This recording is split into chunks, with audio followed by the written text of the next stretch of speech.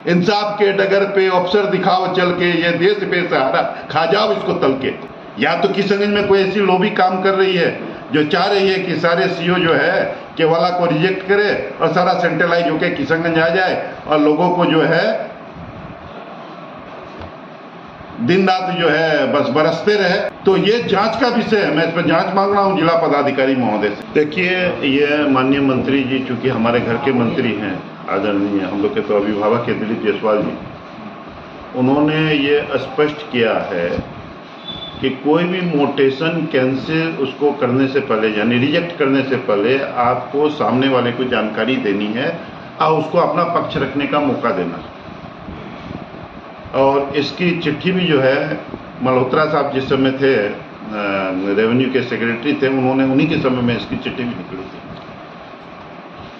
लेकिन अभी जो देखा जा रहा है कि बड़ी संख्या में केवालों को रिजेक्ट कर दिया जाता है और इसकी सूचना जो है भूधारी को नहीं होता। आज आप जमीन खरीदते क्या देख के लेते हैं? पुराने जिससे आप खरीदे उसका केवाला, उसका रसीद, उसका पोजीशन, ये 3 चीज देख के आदमी जमीन लेता है। एक एक जमीन ऐसा है जो 30 साल 40 साल से जिससे खरीदा उसके अंडर में है, 40 साल से 30 साल से उसका रसीद चढ़ते आ रहा है। अभी ऑनलाइन रसीद है, केवाला दर केवाला सारी चीजें हैं, सब लगा के देने के बाद रिजेक्ट हो जा रहा है। और ये न जाने क्या, मैं जिला पदाधिकारी महोदय से रिक्वेस्ट करूंगा, ये जो स्थिति अभी जिले में हो रही है कि रिजेक्ट कर दिया जाता, उसके बाद अभी किशनगंज में दलालों का पोबारा हो रखा है। एक केवाला पे 15 से 20 हजार रुपया दलाल लेता है, वो वकील के माध्यम से उसमें ड्राफ्टिंग करवाता है, उसको फिर डीसीएलआर के कोर्ट में डालना पड़ता है, फिर उसमें 2-3 बार हियरिंग होती है और फिर वो जियो और जीने दो की नीति के तहत फिर उसका टोकन दिया जाता है। फिर वो टोकन आके वही आके फिर जो है सीओ के यहाँ फिर उसको मोटेशन करने का आदेश हो जाता है। तो आखिर ये जो इतना बड़ा रिजेक्ट हो रहा केवाला, इतनी सारे पेपर देने के बाद 40 साल से एक आदमी के, 30 साल से 25 साल से एक आदमी के अंडर में खरीदा हुआ उसका रसीद है, सब कुछ है, केवाला है, दर केवाला है, सब कुछ देने के बाद ये रिजेक्ट हो रहा है। एक एक लोगों को, ठीक है, मान लीजिए जो पैसे वाले हैं, जो बड़े लोग हैं, वो तो करा लेंगे, क्या सोचिए तो गांव देहात के गरीब का क्या होगा? या तो किशनगंज में कोई ऐसी लॉबी काम कर रही है जो चाह रही है कि सारे सीओ जो है केवाला को रिजेक्ट करे और सारा सेंट्रलाइज होकर किशनगंज आ जाए और लोगों को जो है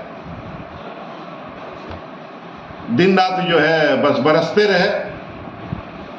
तो ये जांच का विषय है, मैं इस पर जांच मांग रहा हूं जिला पदाधिकारी महोदय से कि आखिर या तो जिला से दबाव दिया जा रहा है अंचलाधिकारी लोगों को कि आप मैक्सिमम रिजेक्ट मार दीजिए, सब हमारे यहाँ आ जाए और हम उसमें बढ़िया से नहाए धोएं, और उसमें पोबारा हो रहा आपको दलालों का।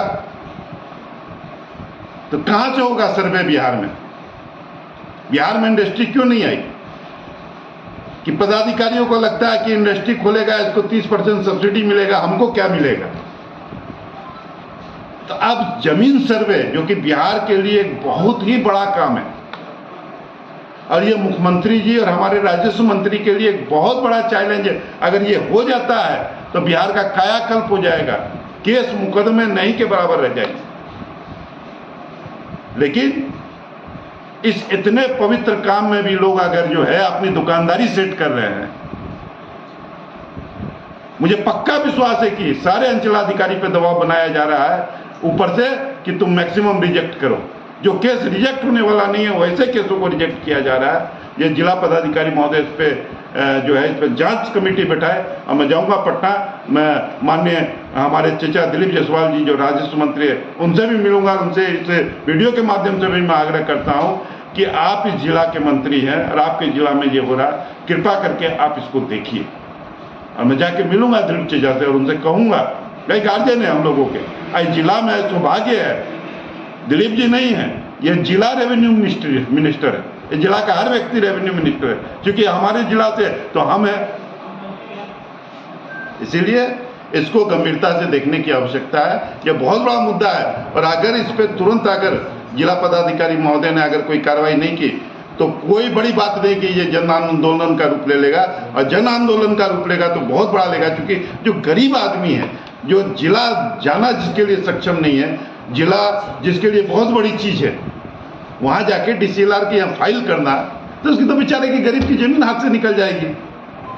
उसके लिए तो आत्महत्या के अलावा कोई रास्ता नहीं रहेगा। ये कौन सा भारत है? इसी भारत के लिए हमारे स्वतंत्रता सेनानियों ने अपना बलिदान किया था। इंसाफ के डगर पे अफसर दिखाओ चल के, ये देश पे सहारा खा जाओ इसको तल के। बेलला कर दिया गरीबों को, बेचारे को। अंचल कार्यालय में जी ढंग से सुबह से शाम गरीबों की भीड़ रहती है, कोई सुनने वाला नहीं है। इसलिए ये जांच का विषय है।